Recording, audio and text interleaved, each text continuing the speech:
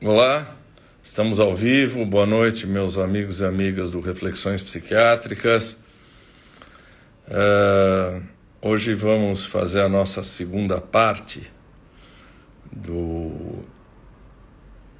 da nossa conversa, da nossa discussão sobre personalidade.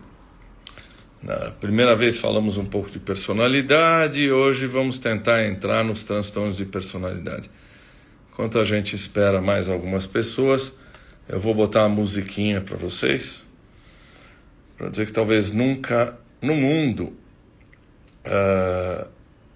em nenhuma época, o mundo tenha sido governado por tanta gente anormal. Vou botar uma musiquinha aqui, a Marlene Dietrich não tem nenhuma culpa disso.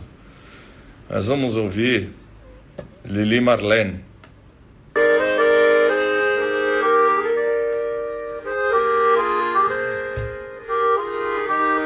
Oi, Bia. Psicopata, sim.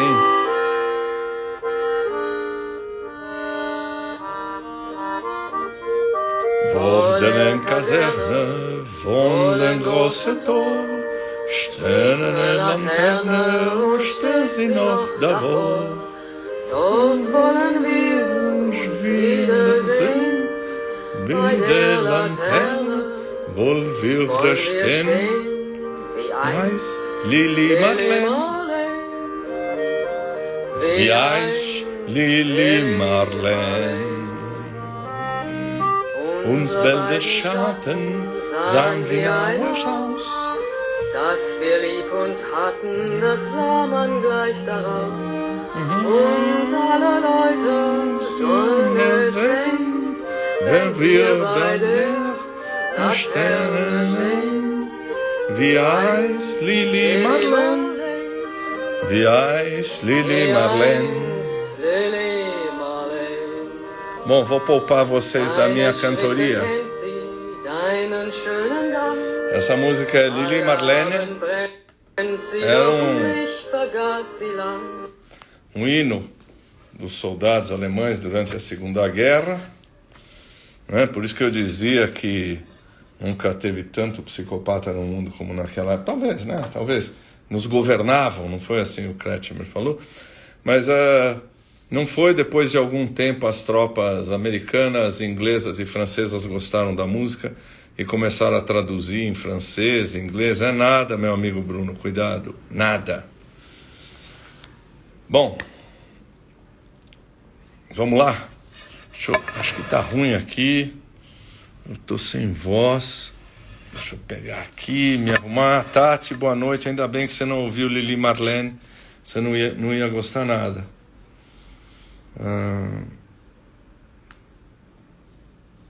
Vamos achar aqui. Onde é que a gente parou?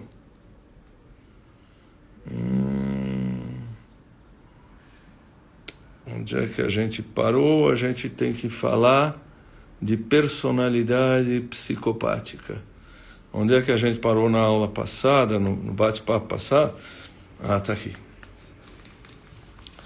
Bom, obrigado por vocês virem. Eu sei que o tema não é dos mais agradáveis, mas acho que é interessante a gente falar. Vocês estão me ouvindo bem? Tá dando para ouvir bem? Obrigado. Dona Fê, fala comigo, não com a Adriana. Não, Tatiana, você não ia gostar de mim cantando Lili Marlene. Na primeira conversa da gente... Isabel, como vai? A gente discutiu o que é personalidade. Depois a gente falou de temperamento e caráter, traço, estado. Tudo isso está na live anterior, né? Discutimos se personalidade pode mudar. Aliás, falamos de temperamento como algo genético, caráter como algo adquirido, falamos dos aspectos genéticos, falamos se personalidade pode mudar. A minha amiga Verena Kirchhoff me perguntou qual era a melhor época para a gente cuidar das nossas crianças. Toda época mas até os 2 anos, não foi? Que a gente falou de apego. Nossa, Marília, muito obrigado. Então hoje a gente vai falar de transtorno de personalidade. O que é isso? Eu não me achei ainda aqui. Pronto, acho que agora sim. Bom, personalidade está aqui, nós já falamos. Ok. Desde o início da história, desde pelo menos que a gente tem registro na Grécia, as pessoas falam, as pessoas falam ou as pessoas descrevem gente que é diferente, que tem alguma característica diferente. As pessoas dizem assim, olha, esse cara aqui, ele não tem uma doença, não parece que ele está doente, mas ele é diferente, ele é esquisito, ele tem umas reações, ele tem um jeito de lidar com as coisas, ele tem uma impulsividade, ele tem alguma coisa diferente. Ou seja, todos... É intuitivo que as pessoas comecem a perceber os outros e dizer essa pessoa tem alguns traços mais característicos, outras não. O primeiro livro que eu encontrei foi isso aqui. Não tem português brasileiro, eu comprei, isso aqui é Lisboa, chama Os Caracteres, do Teofrasto. Teofrasto foi o sucessor de Platão na academia. Platão, quando passou o bastão da academia, todo mundo achava que ia passar para Aristóteles, mas ele passou para este camarada aqui, Teofrasto, e Aristóteles foi embora, etc. O Teofrasto é um cara muito interessante, que ele começou a escrever e descrever de uma maneira bastante livre. Ele dizia assim, olha, andando por Atenas, andando pela Ágora, eu começo a perceber que tem gente que é muito diferente da média e que fica marcado por um jeito de ser. Foi o primeiro cara que descreve 30 tipos, vou chamar os caracteres, porque é em português de Portugal, de gente que tem uma particularidade. Então ele diz assim, olha, tem gente que todo mundo conhece porque ele é mais dissimulado. Tem gente que todo mundo conhece porque aquele é o bajulador, aquele é o mesquinho, o desconfiado. Ele até descreve o que muito tempo depois a gente vai chamar de distímico, talvez, de personalidade depressiva. Ele diz assim, o eterno descontente. O exemplo é ótimo. O cara está andando na rua, alguém chega para ele e diz, olha, tem uma boa nova para você, o teu filho nasceu. Aí ele fala, mais uma boca para sustentar, mais um para eu ter que dividir o meu dinheiro. Então começa-se a descrever gente que tem padrões um pouco diferentes. Obrigado. Fê, minha amiga, não se fiem muito na opinião dela. Ao longo da história, muita gente olhava para determinados tipos de personalidade e dizia, não é gente doente, mas é alguma coisa esquisita. O próprio Aristóteles e depois um filósofo da Idade Média, o Marcílio Ficino, diziam o seguinte, por que esse pessoal um pouquinho mais triste são grandes filósofos e são grandes escritores? Ou seja, a personalidade deles os facilitava a lidar com isso. Tem um outro achado do Pinel. Pinel é sinônimo de doido, hoje em dia, mas acho que alguns de vocês sabem que Pinel foi um grande psiquiatra francês. Quando da Revolução Francesa, em 1789, Pinel era amigo de Robespierre, e Pinel, dentro daquela ideia de liberdade, igualdade e fraternidade, começa a tentar tirar os grilhões, né, que os pacientes tinham em dois grandes asilos, na Bicêtre e Salpêtrière. Bom, mas de qualquer forma, essa é a história. O Pinel uma vez foi chamado a examinar uma pessoa, um camarada, que tinha explosões. E numa dessas, ele ficou tão furioso que jogou a mulher dele para dentro do poço. Tiraram ela viva, etc. E eu não vou fazer a piada que eu faço para os meus alunos, precisa perguntar também o que ela fez, né? Porque senão eu vou ser cancelado. Só piada. E o Pinel examinou esse cara e disse assim, ele não tem nenhuma mania. Mania era o termo que era dado à loucura na época. Mas ele tem uma coisa que ele explode com facilidade. Ele tem um traço de personalidade que ele explode com facilidade. Os advogados presentes vão lembrar que existem autores do direito, Lombroso, por exemplo, que é um autor do direito, que falava do criminoso nato. A Adriana Sábio conhece essas coisas, né? Outros colegas aí, amigos advogados, conhecem. Ou seja, eram indivíduos que eles diziam, esse cara nasceu para ser bandido. Ele tem alguma coisa na personalidade dele que nasceu para ser bandido, né? Ser mau, ser um criminoso.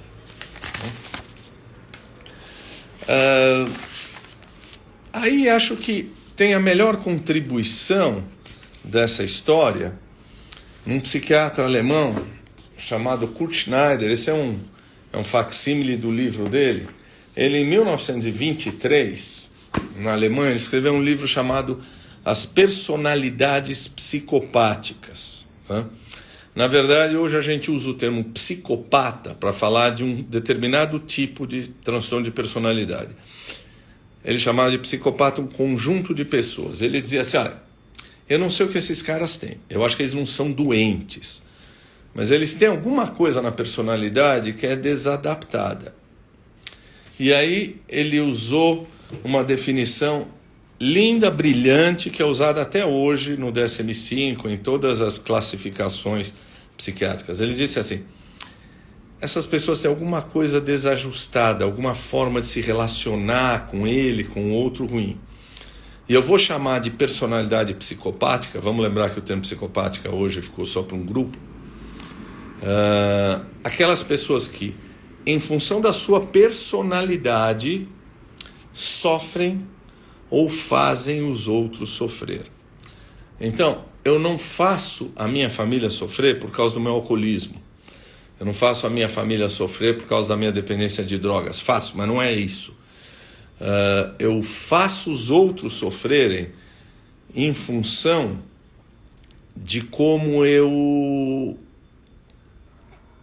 é a minha personalidade, do meu jeito de pensar, do meu jeito de sentir, do meu jeito de agir, né?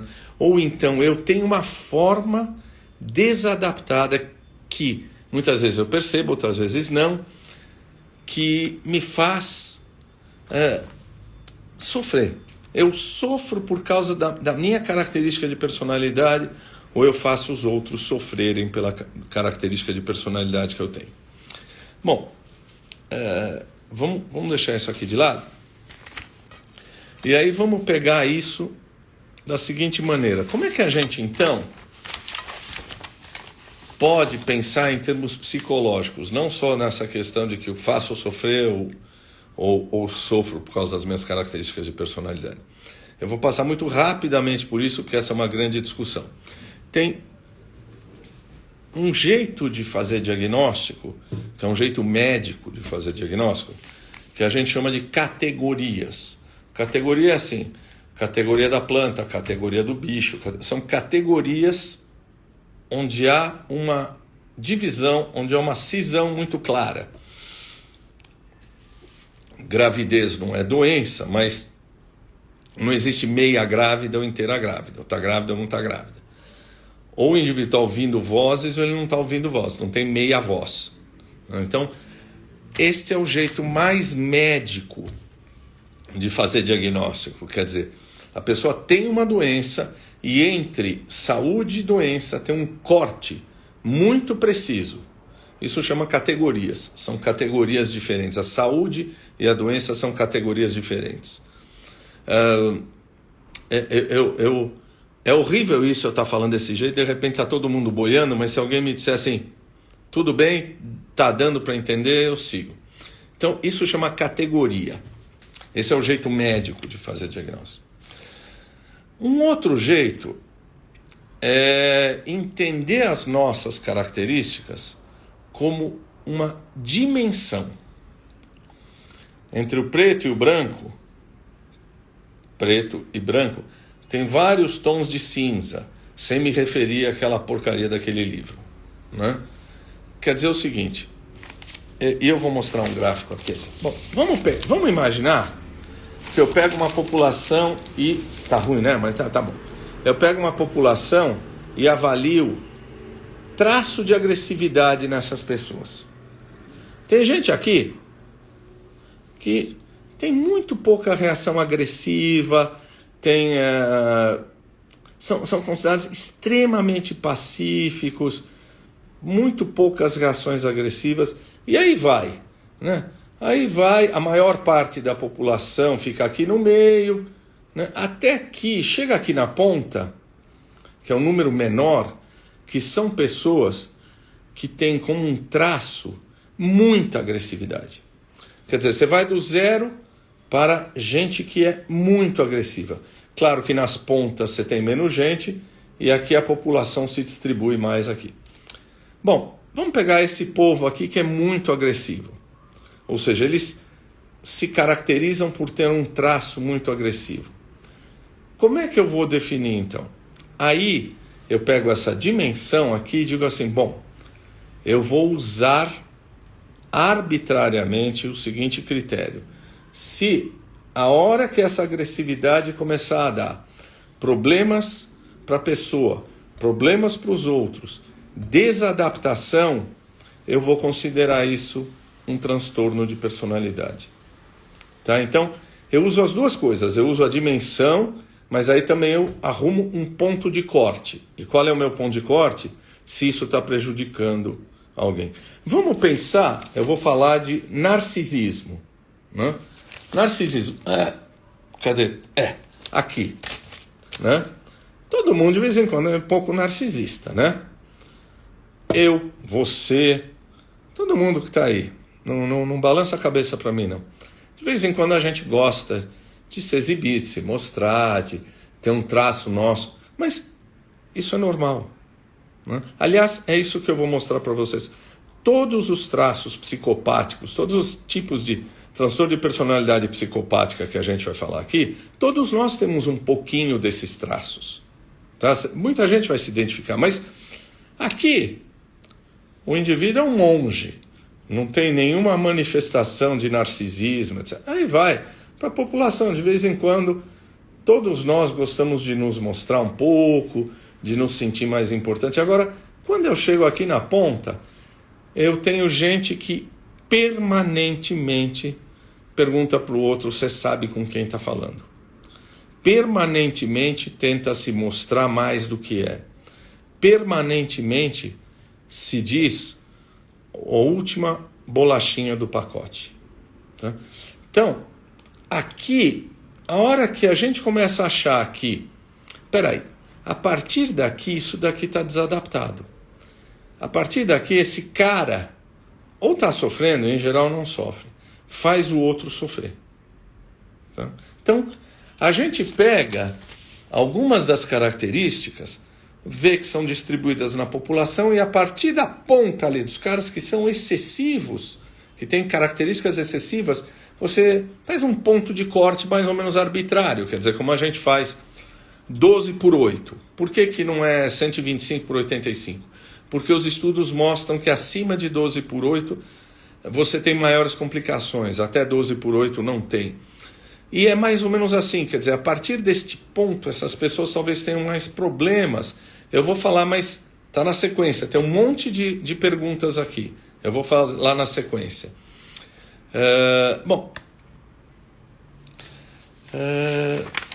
E aí, Vocês lembram que personalidade é algo que nos define? Porque é um padrão persistente, ao longo do tempo, aparece logo no início, na adolescência. Oi, Cris. Da vida adulta, é algo que nos marca. Transtorno de personalidade é isso também. O que a gente vai dizer é que esse traço, essa característica, é persistente, com exceção de um, que a gente pode dizer, opa, na infância a gente desconfia. Os outros, você começa a ver isso na adolescência e na vida adulta mais evidentemente. É um padrão persistente, né? Começa cedo, é persistente e é estável ao longo da vida. Eu já falei da historinha do escorpião e do sapo, mas vale eu relembrá-la agora. O Fábio, meu grande fotógrafo, meu grande artista. Lembra da história do escorpião e do sapo? Tá no primeiro vídeo, mas eu vou contar de novo. Escorpião pede pro sapo, escuta, me dá uma carona até o outro lado do brejo. O sapo fala, tá louco? Se eu boto você nas costas, você me dá uma pinçada e com seu veneno eu morro. O escorpião fala, pelo amor de Deus. Eu, um ateu novamente falando pelo amor de Deus, mas tudo bem. Se eu te der uma pinçada, os dois afundamos juntos. Os dois morrem. Eu não posso fazer isso. Está louco? Não vou fazer isso. O sapo considerou um arrazoado interessante. Sobe aí. Botou o escorpião e está pulando o brejo com o escorpião nas costas. De repente, assim, uma pinçada do escorpião. Aí o sapo vira e fala, pô, vão morrer os dois. Por que você fez isso? O escorpião fala, eu não consigo fazer diferente. É da minha natureza.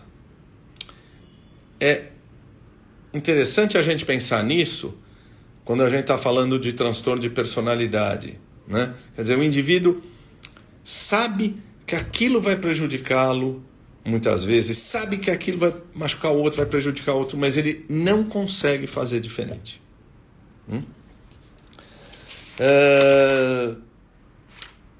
Então, a gente tem hoje várias classificações de personalidade, mas de transtorno de personalidade, então vamos dizer que são precoces, persistentes, o indivíduo não sabe fazer de outro jeito, perduram a vida toda, e vamos lembrar do velho alemão aí, que não é o Alzheimer, é o Schneider, que diz assim, um transtorno de personalidade em função da sua característica faz o indivíduo sofrer ou ele faz sofrer o outro pela sua característica de personalidade.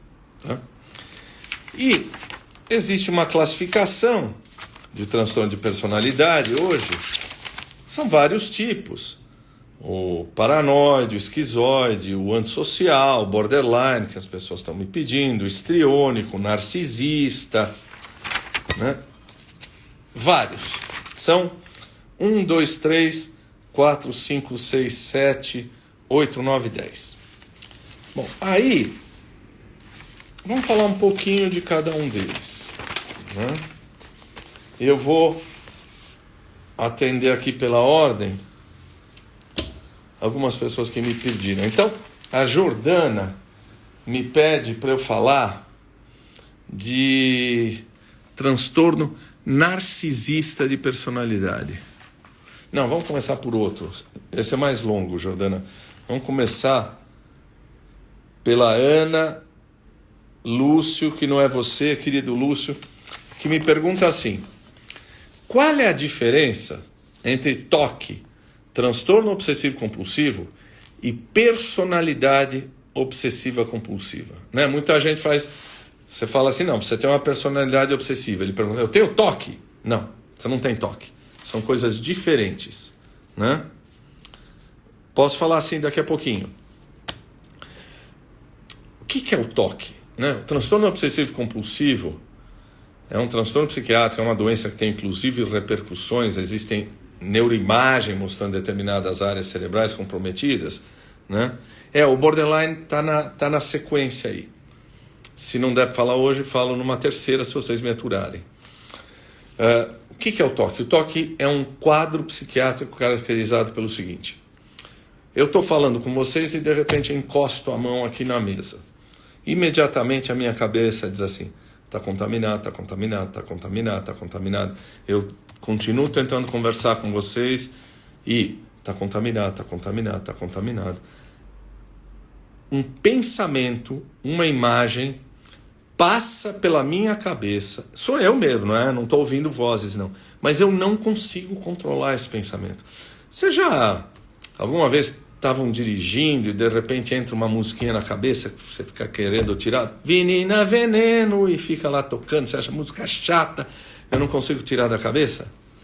É que transtorno bipolar não dá para falar aqui. Eu posso fazer uma live sobre transtorno bipolar.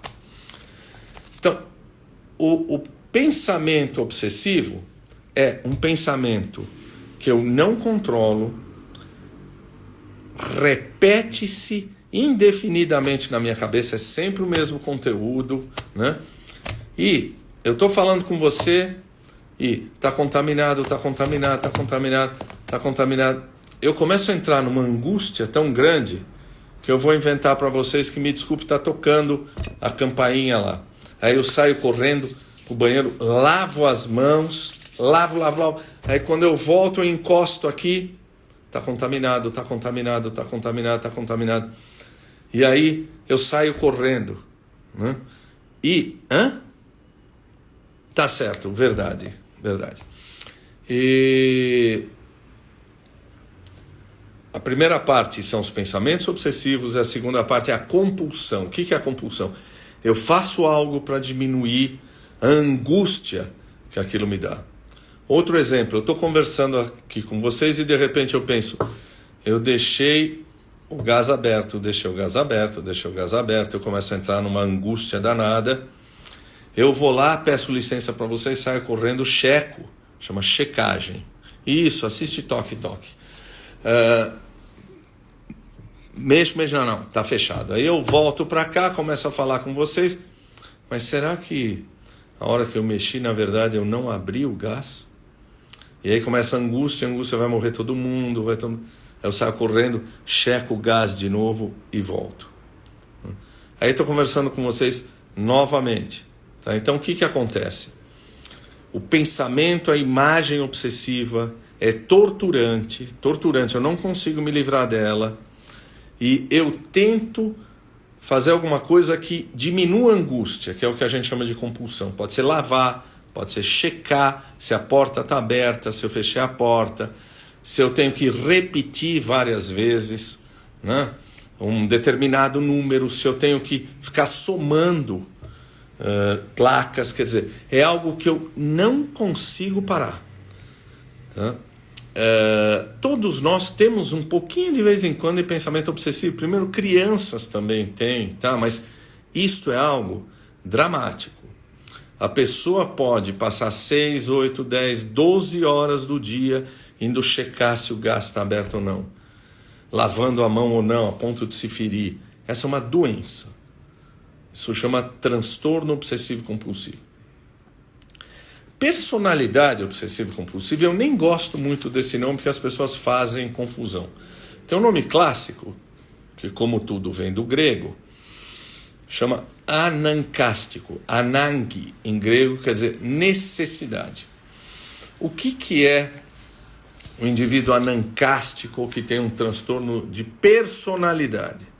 E, de novo, todos nós temos um pouquinho de comportamentos ou de rituais ou de traços de personalidade obsessiva.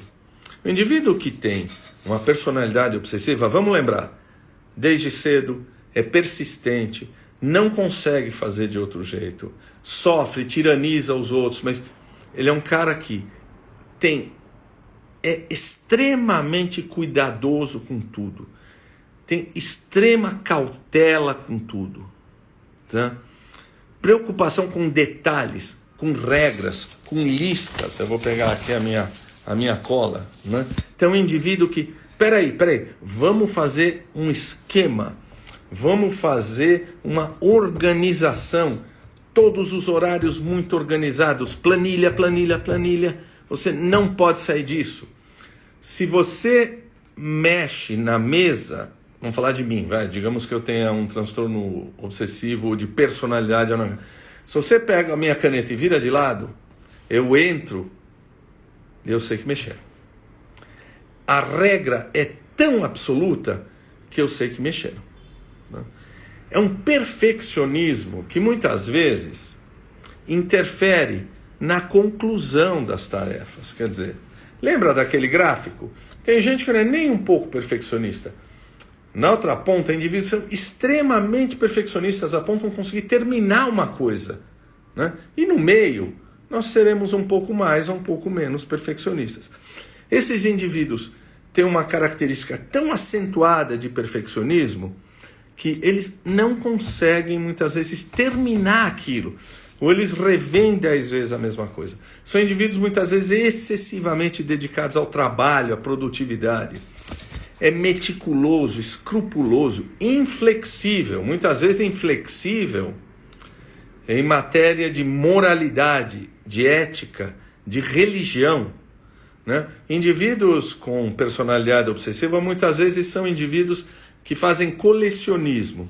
O melhor, isso, perfeccionismo e rígido. O melhor exemplo de colecionismo, vamos ver quem é que vai me citar aí primeiro. São indivíduos extremamente cuidadosos e que fazem coleções, né? Bom, eu já digo, filatelia, selos, né? Muitos indivíduos com transtorno de personalidade obsessiva são colecionistas. Não é doença, porque ele não sofre. Os outros às vezes sofrem com ele, né? Ele é muitas vezes incapaz de descartar objetos usados. Ele tem um monte de colecionismo, né? É um indivíduo que reluta em delegar tarefa. É um indivíduo que você vai lavar um prato, de jeito nenhum. Você não sabe. Dá isso aqui. Não mexe nisso. Então, ele tem que lavar, ele tem que fazer. Ele não admite que outro faça, não delega nada para o outro, porque não será feito do jeito que eu quero. Muitas vezes esses indivíduos são muquiranas. São indivíduos extremamente rígidos com dinheiro, né? Indivíduos com esse traço de personalidade muitas vezes são tão rígidos com os outros como consigo, que são difíceis de expressar afeto, né? São rígidos, teimosos. E esses indivíduos com essa história de mania de perfeição, tem um filme nacional aí, mas os grandes clássicos, né, que a gente assistia, era aquele sargentão americano, Edward G. Robinson, etc., que ele fazia o recruta sofrer, se arrasta, passa debaixo disso, chutava a cabeça do recruta, isso, tem que fazer isso, rígido. Lá dentro ele dizia, isso é para o seu bem, eu faço isso para o seu bem. Ou seja, ele é tão cruel, só que lá dentro ele acredita que isso é o melhor para você. Ele não é generoso. Aí você chega com uma outra opinião, não, mas peraí, será que em vez de a gente fazer tanta tabela não dá para fazer isso? Ele fica irritadíssimo. Isso é ruim. É ruim se for uma prisão. Se for uma prisão, se isto for algo que, em geral, as pessoas com um traço anancástico muito forte fazem os outros sofrer, ele não sofre tanto. Mas os acumuladores, doutora Mônica, podem estar aqui no toque ou na demência. Demência também faz acumulação. Eu posso falar isso num outro momento. Agora, vamos imaginar a doutora Mônica Haddad, que é uma brilhante neurologista, tem gente brilhante aqui que eu estou vendo. Concordem comigo. A gente ser um pouco, na medida, organizado, rígido, mais obsessivo, né? Eu sou perfeccionista, eu li o trecho 2 vezes, eu achei que não está legal, eu volto, leio, corrijo. Um perfeccionismo, um traço obsessivo, um traço anancástico, nos ajuda muitas vezes a ter sucesso profissional. Né? Porque bem dosado, né, a gente consegue usar disso a nosso favor. Né? O indivíduo que tem a seu favor horários, o indivíduo que tem a seu favor a rotina dele, isso está relacionado com sucesso. Né? Então, exatamente alguém falou aqui, Simão Alvim, Ana Cláudia Alvim, não é isso? Exatamente. Né? Ai, Mônica, você que é a minha professora. Né? Eu não vou contar, eu vou contar o milagre, mas não o santo, a professora Mônica vai entender claramente. Tinha num outro momento um grande professor que a gente fez um trabalho e publicamos na revista internacional, o trabalho saiu na American Journal, primeira revista psiquiátrica, das primeiras do mundo, etc., para você fazer comemoração, farra. Esse professor pegou o trabalho que foi publicado na melhor revista do mundo, ele começou a ler e rabiscar, não, aqui não está bom, aqui não está bom, aqui não... Aí você fala, pelo amor de Deus, isso já foi publicado, tem que arrancar a folha da mão dele, ou seja, para de rever tantas vezes. Eu vou contar para vocês, em cada uma das coisas que a gente for vendo, um filme que talvez vocês possam se fiar e que pode nos ajudar. Jack Nicholson faz Melhor Impossível. Aquilo é um toque. Né? O Aviador, do Howard Hughes, aquilo é um toque. O melhor exemplo que eu conheço de personalidade anancástica obsessiva está no filme Dona Flor e seus 2 maridos. Morris Kachane, jornalista, que honra você estar aqui. Acho que você entrou por engano, hein? Dona Flor e seus 2 maridos. Aquela beldade, né?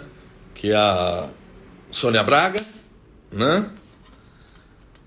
Psicopata, eu vou falar depois. Isso, a Sônia Braga casada com o José Wilker, né? Que é o Peladão. Aí ela casa, o Peladão morreu, né? O Jorge Amado gosta de fazer isso, né? Os caras que voltam, tem outro livro, A Morte de Quincas Berro d'Água, também um cara volta. Mas ela casa com o Mauro Mendonça. O Mauro Mendonça eu já falei isso, verdade, mas nunca é demais. Ele é um farmacêutico, ele é um pijamão, né? Ele tem que estar vadinho, isso. Ele é um farmacêutico, pijama, tudo direitinho. Travou não? Travou? Tá travado aí para vocês? Vocês estão aí comigo ou tá travado?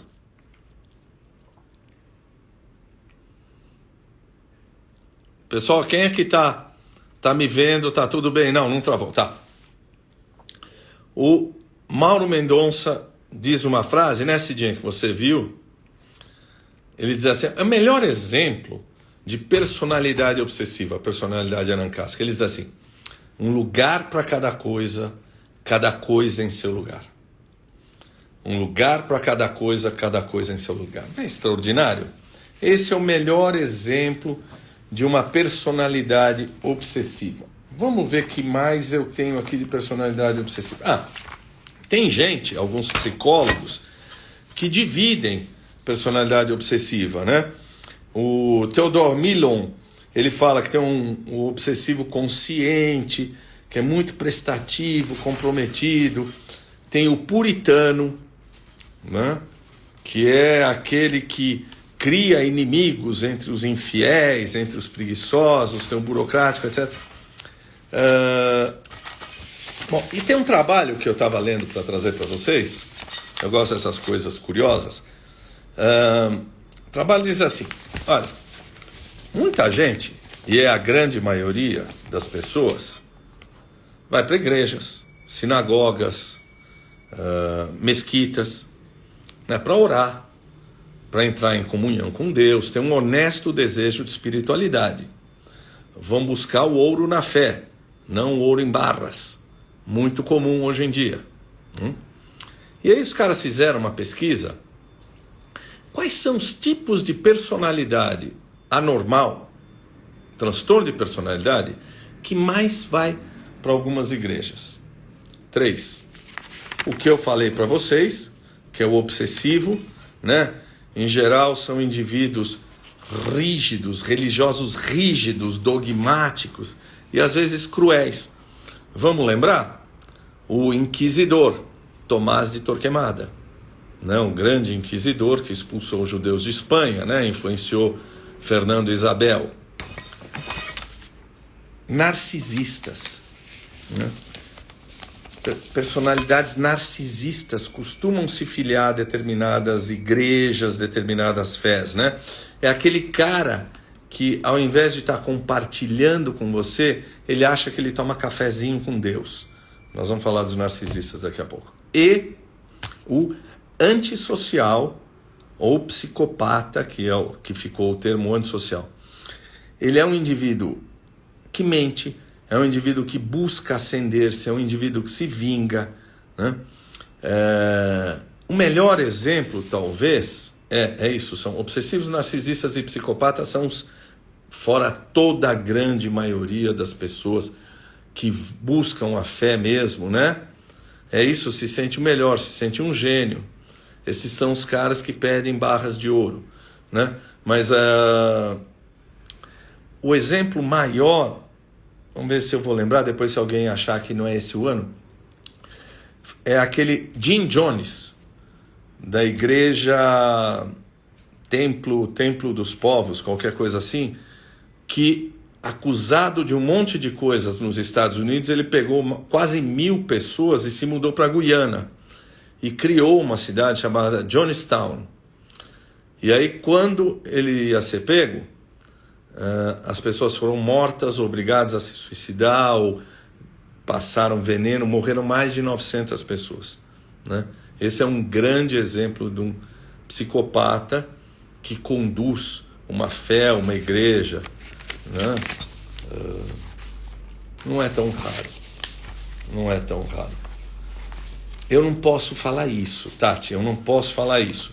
Quando eu falar de transtorno de personalidade, quando eu falar de psicopata, né, eu vou dizer para vocês por que a gente não pode dar diagnóstico, o Tim Tones, né?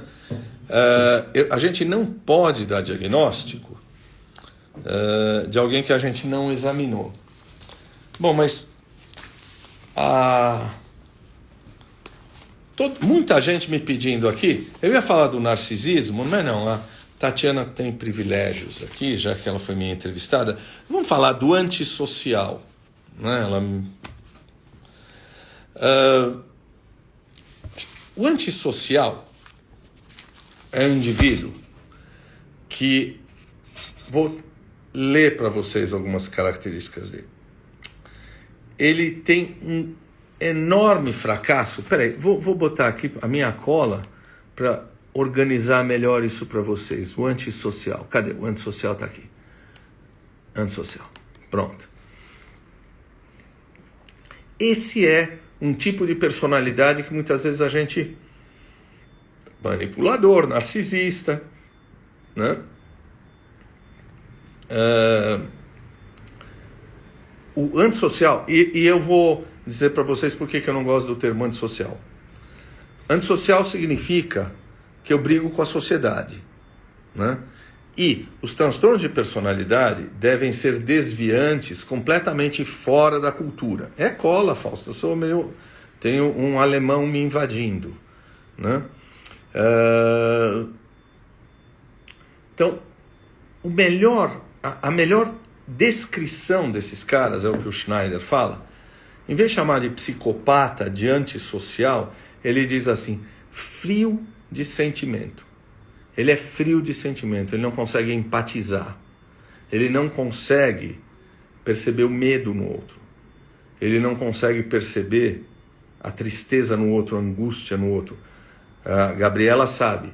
Então, eu prefiro esse termo, frio de sentimento, ao invés de antissocial, né? Outras pessoas me dizem assim, peraí, eu não gosto de sair, eu gosto de ficar em casa, eu sou antissocial, tenho personalidade psicopática. Não. Você é asocial. Né?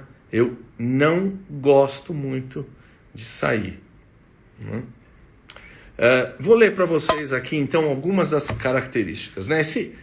Eu dizia, o transtorno de personalidade frio de sentimento, né? Ou psicopata, antissocial, como queiram, é o único que talvez a gente consiga enxergar, a gente começa a desconfiar na infância. Os outros a gente precisa a partir da adolescência e idade adulta. Está descrito crianças que depois, mais tarde, você faz o diagnóstico de antissocial, que judiam de animais. Crianças que fazem maldade com animais, crianças que judiam dos outros, crianças que machucam os outros.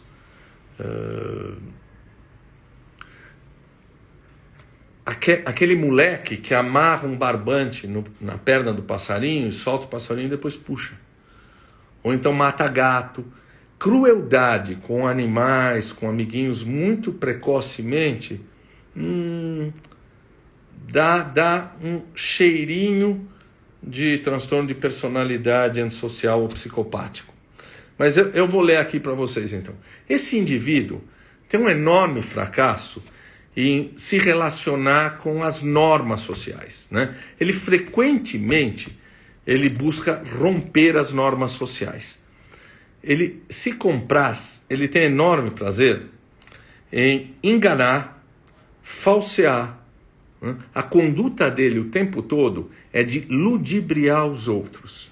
Né?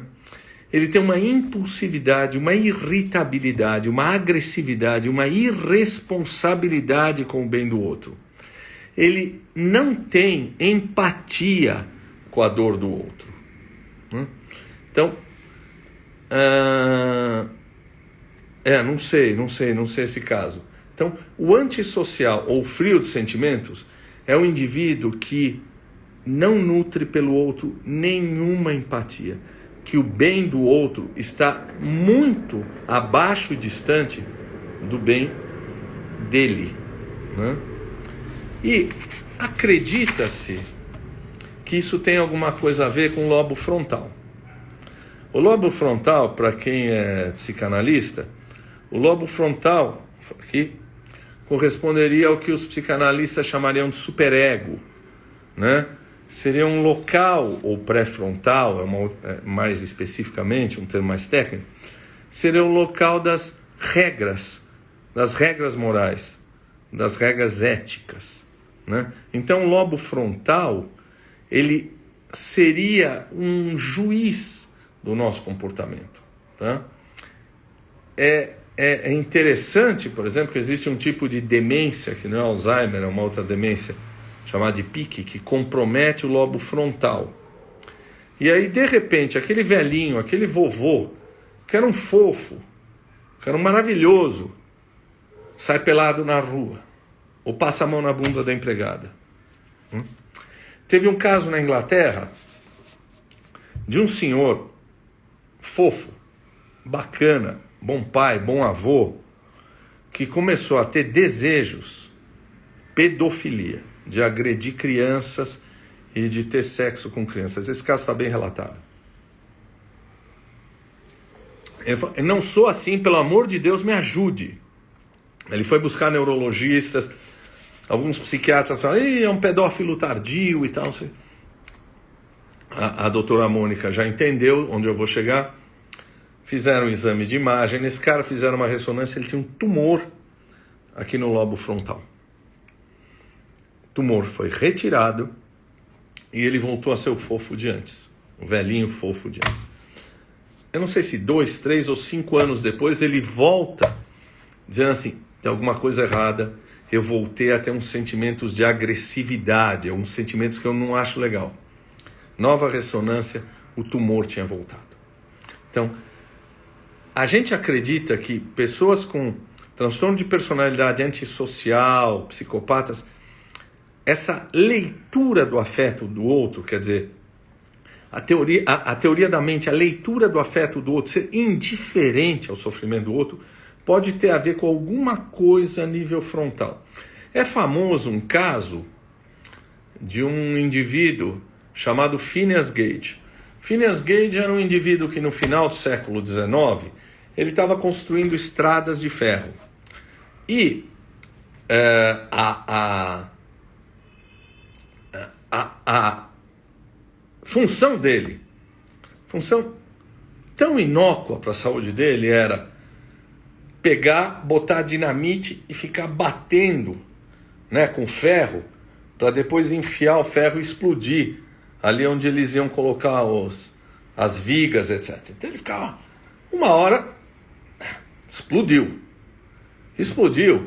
e a barra de ferro trespassou o olho do cara, foi sair no topo da cabeça, né? E pum, imediatamente o cara caiu duro. Esse cara chama Phineas Gage. O Phineas Gage, eu vou cola porque eu não lembro se foi do lado esquerdo ou do lado direito, não tem muito. Tem. É que o Damasio examinou esse caso. Uma barra de 2,5 centímetros de diâmetro. Ele entrou pela bochecha esquerda, destruiu o olho e atravessou a parte frontal do cérebro e saiu no topo. O Phineas Gage não morreu, mas ele, que era um bom pai de família, um cara religioso, ia ali na comunidade dele, ele era um bom marido, ele era um cara, um trabalhador. Ele não morreu e, de repente, né, botaram um negócio lá, um negócio de ferro, etc. Ele voltou a trabalhar. Ele se tornou alcoólatra, agressivo, batia na mulher, batia nos filhos, tentou matar a gente. Ele se tornou um capeta, né? As pessoas diziam, Gage não é mais Gage. O cérebro dele foi preservado e o Damasio e a esposa examinaram o cérebro dele há alguns anos e mostra exatamente que a lesão foi no lobo frontal, que é onde a gente fala, onde a gente está discutindo, que provavelmente está entre outras áreas.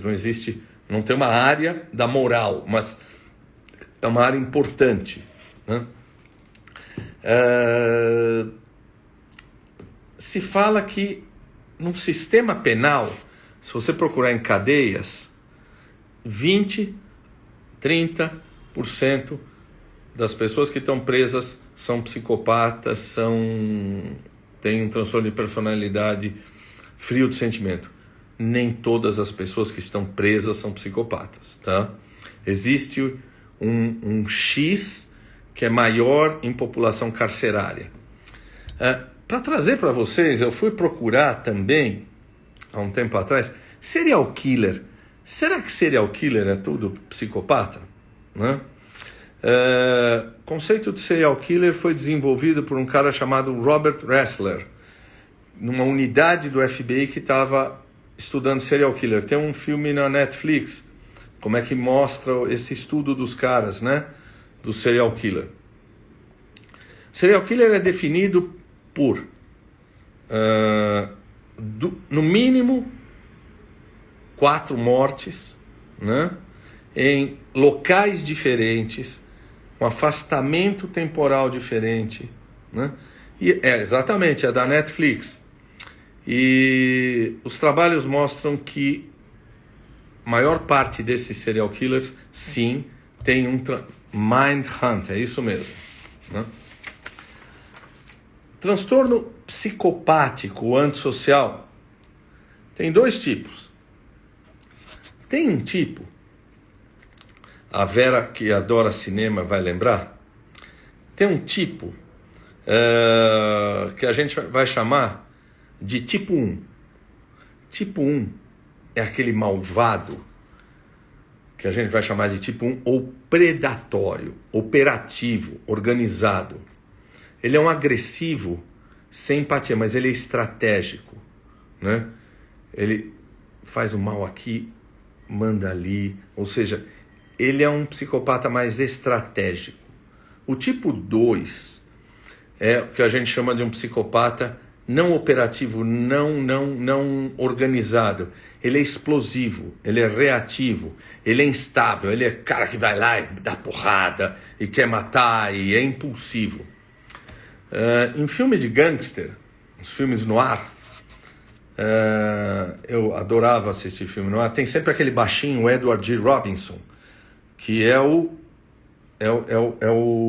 tipo 1, é o operativo. Ele fala, faz isso, faz aquilo, faz isso, faz aquilo. Aí tem um grandão que vai lá e bate. Esse é o psicopata tipo 2 impulsivo. Eu vou sugerir para vocês a maior, vou entender, maior trilogia, a mais bela trilogia do cinema, tá? Que é O Poderoso Chefão. Aliás, eu deveria ter tocado aqui a música, tema do Poderoso Chefão, fica para a próxima. O Poderoso Chefão tem os 3 irmãos, né? Tem o Dom Vito Corleone, né? E os 3 irmãos. O Michael é o que vai virar depois, é o... Como é que é o nome dele? Al Pacino? Al Pacino? Não lembro deles. Não lembro dele, o nome do ator, mas acho que não. Joey Pesci faz nesse último aí, né? Mas o Dom Vito Corleone, então, tem os 3. O Sonny, vamos lembrar, o Sonny é o grandão, é o mais velho. O Sonny é o tipo 2. É o psicopata da porrada. É o psicopata que... Al Pacino, grazie tanto, signorina. O Sonny é o agressivo, é o violento, né? Tanto que no Poderoso Chefão número 1, é maravilhoso. Ele começa com a festa de casamento da irmã deles, aí chega um cantor que vai pedir um favor para o Poderoso Chefão, porque ele está congelado em Hollywood. Muito Frank Sinatra, né? Muito a história do Frank Sinatra. Se vocês sabem, ele estava congelado em Hollywood, ninguém dava papel, porque ele andou fazendo umas baixarias lá. E aí ele apelou para a máfia e ele voltou fazendo aquele filme A Um Passo da Eternidade, né? Tem aquela cena da praia, né? Que beija, não é ele que beija. Ele ganhou o Oscar de melhor ator coadjuvante, mas não importa, o personagem é o Sinatra. O Sonny,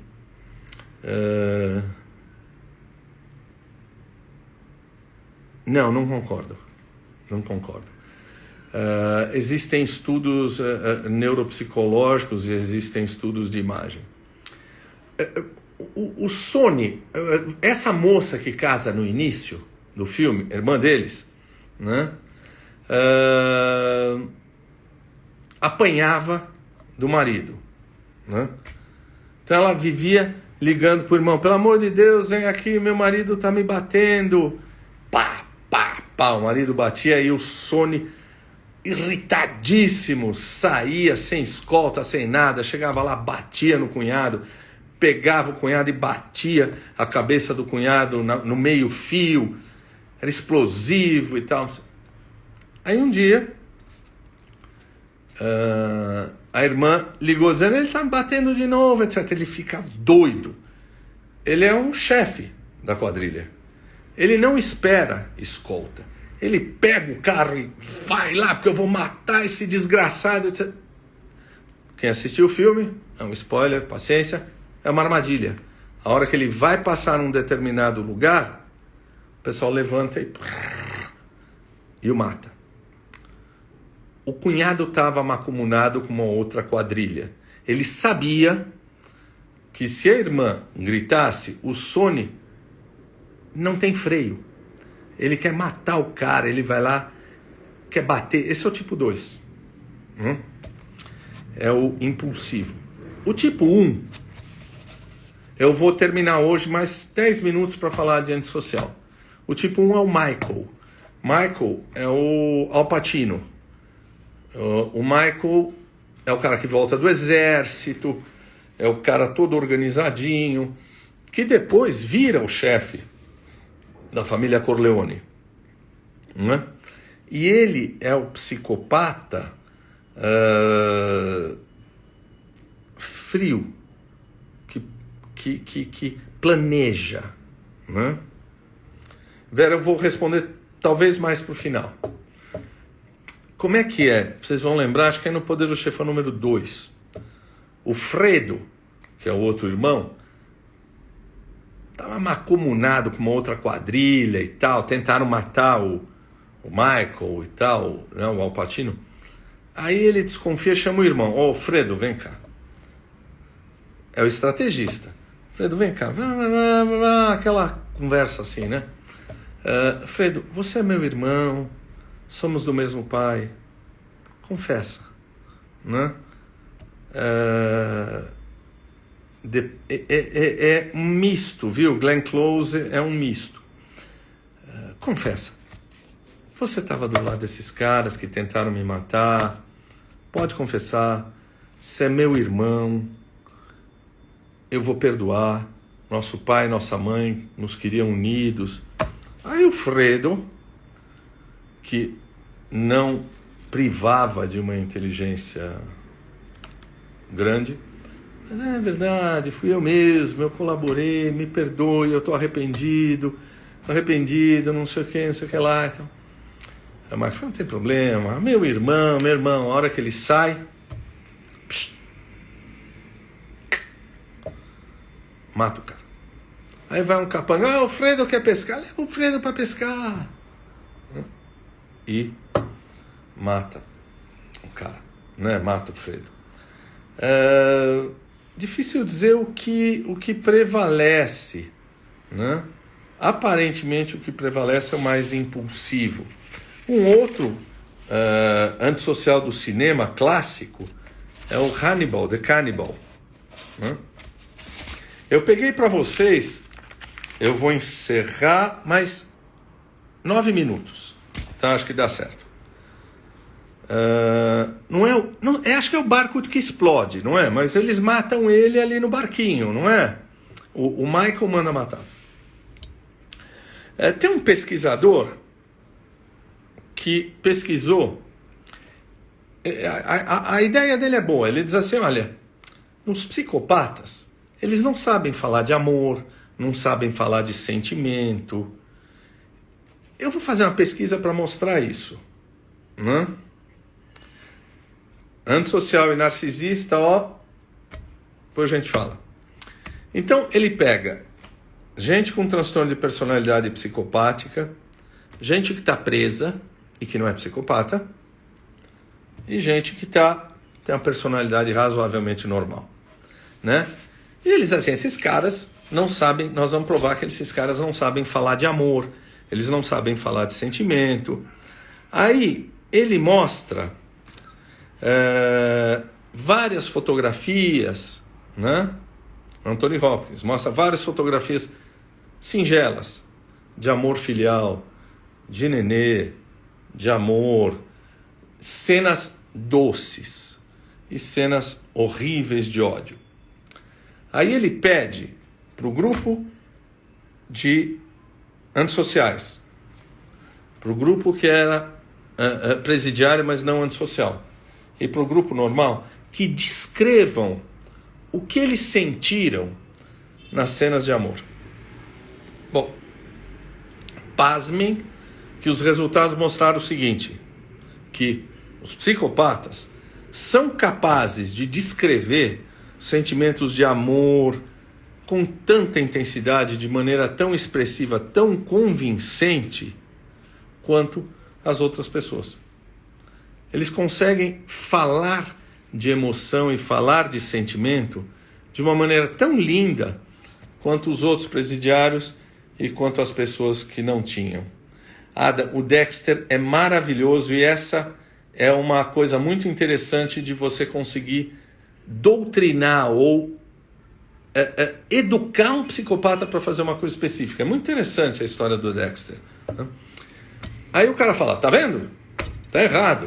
Psicopata sente. Burro. Meter o pau nesse cara em 2010. Cara, o psicopata não sente. Ele é capaz de descrever da maneira mais bonita, mais pormenorizada possível, né? Para te enganar. Né? Ele não sente aquilo. Né? Ele simplesmente consegue descrever. Né? A Fernanda Robert, e eu vou encerrar. A doutora Valéria me pergunta o seguinte: se estresse traumático aumenta risco de personalidade antissocial e personalidade psicopática. Eu fui ler um trabalho, ela me sugeriu seu trabalho agora, 2017, que gente que tem traumas pode levar a transtorno de personalidade antissocial, histriônico, não está relacionado apenas. A Fernanda Robert me pergunta qual a relação de transtorno de personalidade antissocial e política. Eu não gosto de falar de política, como ela me pediu, eu vou falar. Olha, a questão de que os líderes tenham uma doença psiquiátrica, que os líderes possam ter uma doença psiquiátrica, e o que é que nós fazemos com isso, é uma coisa antiga. É isso mesmo, Lúcia, mas é comportamento aversivo, não funciona. Na conferência de Yalta, no final da Segunda Guerra, tem uma foto clássica. Churchill, ou Roosevelt, presidente dos Estados Unidos, Churchill pela Inglaterra, o Roosevelt para os Estados Unidos, e o Stalin da Rússia. Eles dividiram o mundo, né? Foi uma reunião para dividir o mundo, o que faria, etc, etc. Quem prestar atenção, em algumas fotos, é claro que é mais fácil depois que você sabe, você olha, e o olhar do Roosevelt é meio vidradão, assim, meio paradão, né? Meio parado. O que se sabe posteriormente é que ele estava entrando num quadro de Alzheimer. Ele já não entendia direito o que estava se passando. Né? Muitas das situações da conferência, as pessoas que estavam com ele tiveram que responder e entender, porque ele já estava num declínio cognitivo. Né? Então, esse é um dos quadros. O Jung, uma vez, em 36 ou 37, encontrou com Mussolini e com Hitler, antes da Segunda Guerra começar. E o Jung, depois ele escreveu, pouco depois, ele não tinha começado a guerra, olha, esse tal de Mussolini é um cara sanguíneo, viu? Eu acho que ele quer o bem da Itália mesmo, ele é um sanguíneo, é um cara bravo, culto, inclusive. Agora esse Hitler é esquisito. Esse Hitler, ele tem alguma coisa ruim, ele tem alguma coisa na personalidade que a gente percebe que é má. Um bate-papo de meia hora. Bom, transtorno de personalidade política, tem algumas coisas que eu vou destacar para vocês. Uma coisa que vale a pena destacar é esse livro aqui, né, da Hannah Arendt, né, Eichmann em Jerusalém. Né? Então, o Eichmann, Adolf Eichmann, é um criminoso nazista, matou milhares de judeus, ciganos, homossexuais, comunistas nos campos de concentração e fugiu. Muitos deles facilitados pelo exército americano. Claro, o exército americano salvou muitos nazistas e levou muita gente para os Estados Unidos. Todo o grupo que estava desenvolvendo a V2, as bombas, ainda bem que foi no fim da guerra, que caíam em Londres, Von Braun e outros, os Estados Unidos levou todo esse povo lá e foram eles que ajudaram a desenvolver a bomba atômica. Mas esse Eichmann estava bonitão, acho que é Buenos Aires, hein, Tati? É Buenos Aires que esse cara estava andando. E o Mossad foi lá e tal, pegou o cara, Eichmann em Jerusalém, da Hannah Arendt. Pegou o cara e levou para Jerusalém para ser julgado. Né? Tem várias cenas, a cena dele ficar aqui num cubo de vidro ali. E Foram mais de 500 repórteres do mundo inteiro assistir o julgamento dele, e a Hannah Arendt acho que foi pelo New York Book Review, eu não lembro por qual revista ela foi, né? E ela disse assim, olha, eu esperava, foi em Buenos Aires, né? Eu esperava achar um psicopata, um assassino brutal, frio, fanático. E o que eu achei foi um subalterno, um sujeito medíocre, sujeito com pouca iniciativa, daqueles caras que podia ligar o forno crematório e depois ir para casa, comer um chucrute e assistir novela. Algumas críticas dizendo que o Eichmann se mostrou mais tolo do que ele realmente era. Tem um filme da Hannah Arendt mostrando isso, né? E ela fala, eu não vi o monstro. Aí ela desenvolve o conceito de banalidade do mal. Assim, todos os alemães eram psicopatas? Certamente muitos eram, mas lembra aquela história do degradê, do gradiente, né? Alguns tinham traços amorais, alguns entendiam isso como um emprego. O Eichmann diz isso, muitos deles dizem isso. Eles eram funcionários. E quem entende um pouco de economia vai lembrar do modelo do capitalismo que chama Fordismo. O Fordismo é uma forma que o Marx chama de alienação, ou seja, cada sujeito faz um pedacinho, né, da linha de montagem. É o Chaplin nos tempos modernos. Um faz isso, o outro faz aquilo, de modo que no final o cara não consiga se apropriar de que ele está fazendo, o que ele está fazendo é dele, aquilo é obra dele, né? Então cada um faz uma coisa. Não sei se o Putin é psicopata. Eu acho que a nossa imprensa ocidental tem uma cobertura um pouco enviesada. Não sei, não dá para dizer. Então, um cara separava mulheres, homens e crianças. O outro dizia assim, ó, higiene. O outro cuidava de avaliar quem era mais forte para ir para um determinado lugar. O outro apertava o botão, o outro limpava o forno crematório, né? Então, eles dividiam tanto as tarefas que o cara achava que não, eu não estou fazendo, eu só estou apertando o botão. Então, certamente muitos deles eram psicopatas, muitos deles sabiam exatamente, outros deles eram maus, pessoas más, maldosas, e que se convenciam de que eu estou fazendo um papel de funcionário. A Hannah Arendt tomou o maior cacete da comunidade judaica americana com essa história da banalidade do mal, porque a Liga Antidifamatória nos Estados Unidos falou, onde já se viu uma judia falar que o cara não é um psicopata?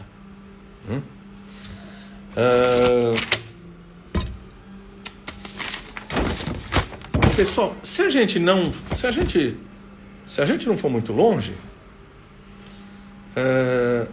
pensar de maneira contemporânea, um cara que demite 100 funcionários, porque afinal é o capitalismo, né? O indivíduo que defende o voto racista, defende o voto homofóbico,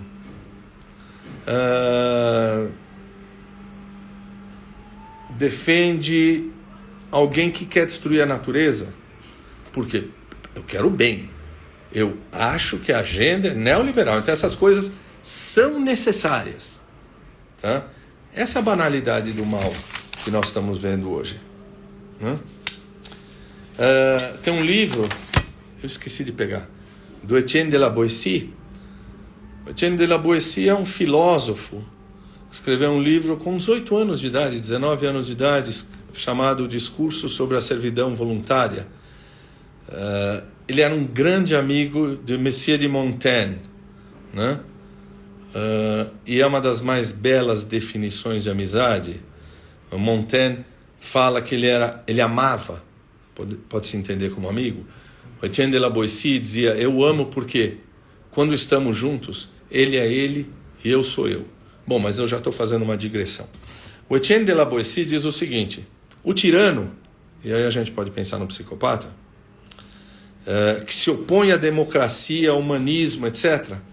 Um homem só não tem como subjugar 200 milhões de pessoas. Por que ele se mantém? Porque tem o paradoxo da servidão voluntária. O que é isso?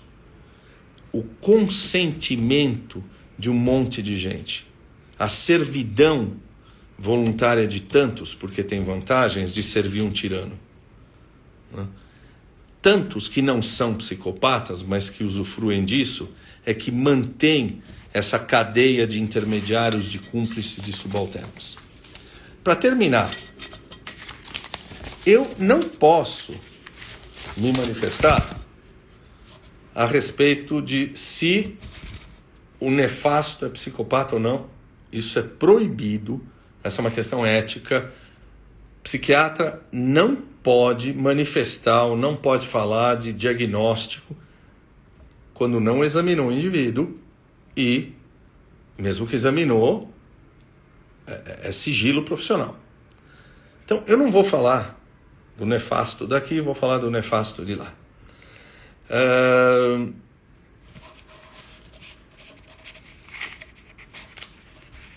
Durante o governo Trump, muita gente pediu impeachment dele, dizendo que esse cara tem alterações psiquiátricas, né? Esse cara tem alguma coisa, não é possível. Muita gente disse o seguinte: esse cara ele é um psicopata. No meio da pandemia, ele é um negacionista, ele é um sujeito cruel, narcisista, antissocial, adora ser adulado, quem é inimigo ele persegue, ele fala mal das minorias, fala mal das mulheres que não são minorias. Basta ver crianças presas naquelas jaulas, né? Um nefasto de lá, um desrespeito, né? Um machismo doentio. Essas características, alguns caras diziam o seguinte: cara, esse cara é psicopata, esse cara não pode governar o país. Essa coisa não foi para frente. A Associação Psiquiátrica Americana disse assim: ninguém pode se manifestar a respeito de um político, é antiético se manifestar a respeito de um político, isso pode levar à cassação de diploma, tanto lá quanto aqui, né? Ai, Tati, é tão diferente. Bom, alguns psiquiatras defendem que não depressão, bipolar, pânico, mas que um governante de um país seja submetido a algum teste de personalidade. Por quê? Primeira razão.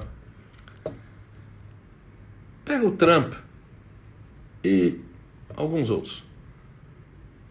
Se esse cara tem um transtorno de personalidade antissocial, narcisista, olha o risco que esse cara está oferecendo à sociedade. Por exemplo, no meio de uma pandemia, fazer negacionismo, perseguição, narcisista, vingança, falta de empatia. Então, muita gente propõe o seguinte: tem que ter um teste de personalidade, tem que ver se esse cara não é um psicopata.